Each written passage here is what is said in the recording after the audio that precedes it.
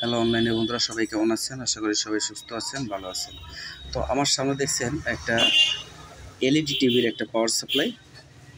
তো দেখেন, এই পাওয়ার সাপ্লাইগুলো সাধারণত আপনাদের অনেক নষ্ট হয়। তো নষ্ট হলে আপনার পাওয়ার সাপ্লাই নিয়ে অনেক সমস্যায় ভোগেন। তো পাওয়ার সাপ্লাই নিয়ে এই জন্য আমার ভিডিওটা করা। তো দেখেন, এটা একটা 5 এম্পিয়ারের একটা 12 ভোল্টের এসএমপিএস পাওয়ার সাপ্লাই। তো এই এসএমপিএস পাওয়ার সাপ্লাই যদি নষ্ট হয়ে যায় তো কিভাবে রিপেয়ার করবেন? তো আসলে দেখেন, মার্কেটে কিন্তু এই ধরনের এসএমডি কোনো পার্টসপাতি পাওয়া যায় না। সেক্ষেত্রে এগুলো রিপেয়ার করতে গেলে অনেক সমস্যায় ভোগেন আপনারা। তো দেখেন, এই পাওয়ার সাপ্লাইটা খুবই সহজে আপনি রিপেয়ার করতে পারবেন একটা মডুলের সাহায্য।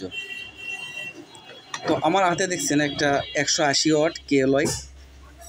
তো এই কেএলওয়াই দিয়ে যে কোনো পাওয়ার সাপ্লাই রিপেয়ার করা সম্ভব।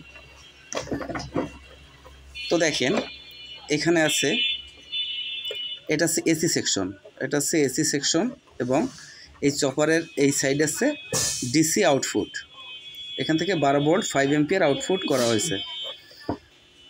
তো দেখেন, এখানে কিন্তু কয়েকটা মসফেট আছে, এখানে একটা মসফেট আছে এবং একটা রেকটিফায়ার আছে, ব্রিজ রেকটিফায়ার।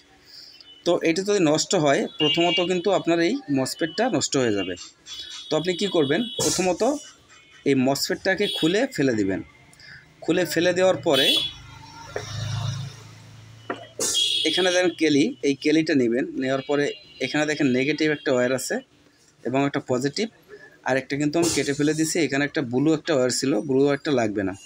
তো সরাসরি নেগেটিভ যেটা আছে, এই নেগেটিভটা ক্যাপাসিটারের নেগেটিভে কানেকশন করবেন। ক্যাপাসিটারের নেগেটিভটা কিন্তু দাগ আছে এই সাইডে, দেখেন এই দাগের যে সাইডটা আছে, এই দাগের যে সাইডটা আছে, এই দাগের সাইডে আপনি ক্যাপাসিটারে ঝালাই করে দিবেন।